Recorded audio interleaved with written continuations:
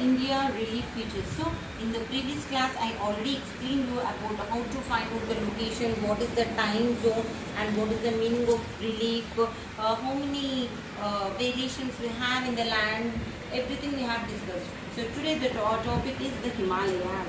So we all know that what are Himalayas, how Himalayas act. So complete, we know that how Himalayas act, what are the Himalayas are the boundaries that we know, but deeper, going into the deep about the Himalayas, see, this is north, south, east, west. This line is Himalayas. So our Himalayas are from north zone to east zone, means it's in presence in northeastern side. Understand? And the length of this Himalayas, we can draw like this. Understand? So at the length of this Himalayas is 2,500 kilometers, and the width, see, the width is nothing but the height of the Himalayas. So it varies from place to place. If we consider from the Jammu and Kashmir to Arunachal Pradesh, the width variation is different. So the starting width at the point of Jammu and Kashmir is about 500 kilometers, and as it was coming down, the width has been changed. So here we can see 200, and finally at Arunachal Pradesh it is just 90 kilometers. And this Himalayas, our Himalayas, here I draw this Himalayas. So same as it is I draw here. These Himalayas are divided into three different parts. Himalayas is divided into three portions, we can say, and not only that, our Himalayas are said to be engaged folded mountains present. See, we all know that Himalayas are formed some million years ago, but compared to other mountains, the Himalayas are said to be engaged folded mountains. So here the Himalayas are divided into three different portions. The first one is the Greater Himalayas, which is at the top. The Greater Himalayas, and these Greater Himalayas are also said to be Himadri. Coming to the Greater Himalayas, the average height, means this height they are saying, the average height of this Greater Himalayas is about 6,100 meters. 6,100 meters is an average height, means from where, if we consider it from the sea level, from the ground, from the sea level, it is about 6,100 meters, the average height of Greater Himalayas. And this top, the first layer, the Himadri, is completely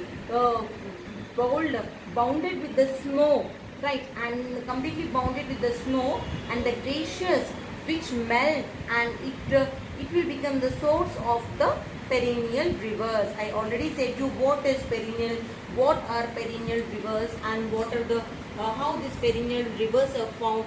All I explained you in the before class. I already said you that Himalayas are divided into three stages. First stage we already discussed, the Greater Himalayas. Now coming to the second one. This is Lesser Himalayas, and this Lesser Himalayas are also said to be Himachal. And where this Lesser Himalayas lies, it lies on the south of Himadri. See, this part, the first part, we said it as Himadri or the Greater Himalayas. At the ending of this part, we have the Lesser Himalayas. So it lies in the south of Himadri. And these Lesser Himalayas are completely, they are highly compressed and having very rugged relief. Compressed rocks and rugged relief means the surface area, that the particular area is completely very rough. It is completely rough and very highly compressed. And coming to the range means the height. Just before in the Greater Himalayas, the height is about 6,100 meters, whereas the Lesser Himalayas, the height is about 3,700 meters to 4,500 meters. It means at that particular area, it means in that average, this is not the exact height, this is the average height, means it may have the 37 at one place, 39 at one place, 42 at one place. See, in the overall average, it is about 3,700 to 4,500 meters. And coming to the ranges, so what are the main ranges which has in this Lesser Himalayas? Like Lesser Himalayas occupies means has Pirpanjal range and Mahabharata range. These two ranges we find in Lesser Himalayas. And coming to what are the important valleys? Yes, we do have valleys also in this Lesser Himalayas. What are the valleys over here? They are Kashmir, Kangra and Kulu in Himachal Pradesh. These are some of the valleys, etc. There are more valleys. These are some of the valleys.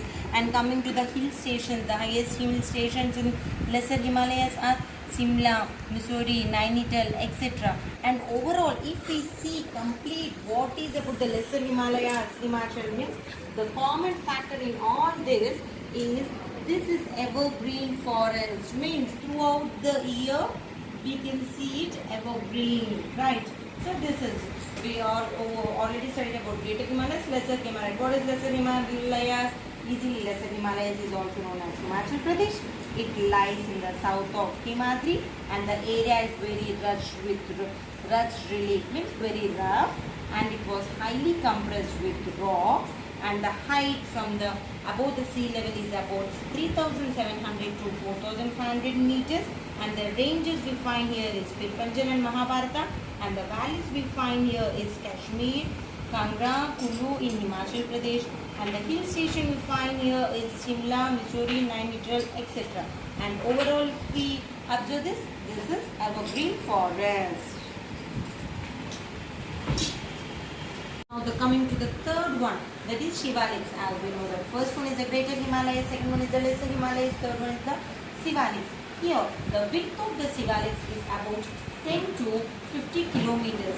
As we all know that, if you observe the first one, second one and third one, the height, the width will be reducing, means it's becoming less.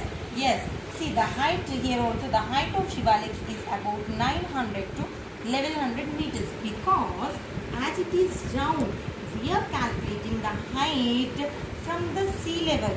So as the numbers, the first level, second level, third level was, as we are studying the levels, the first one is more, second one is medium, and third one is less compared to the first one. So here the height is about 900 to 1100 meters.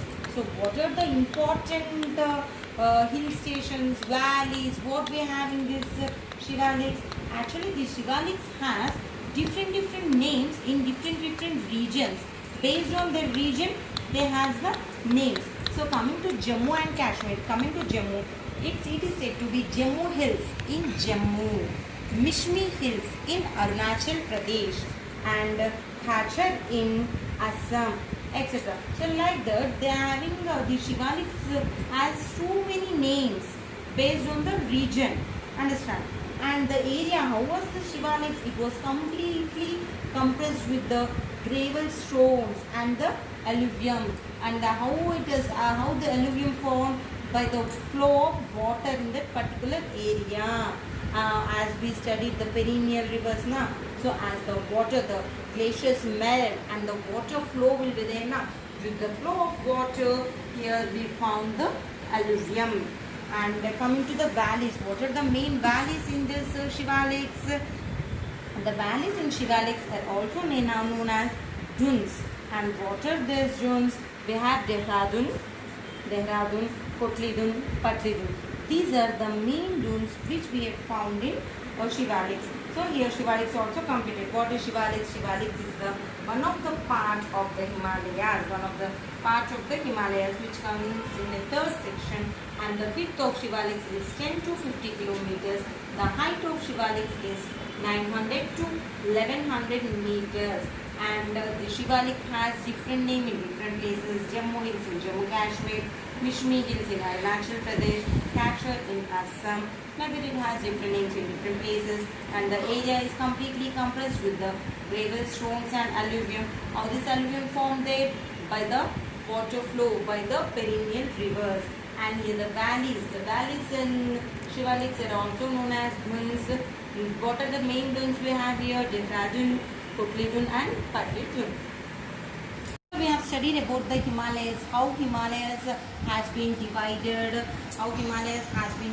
into three ranges, and what is the first range, second range, third range, what is the heights of the three different ranges, and what is the width of the ranges, what values we find in each different range, all we have studied. So here, okay, completely about the division of Himalayas, everything we have studied.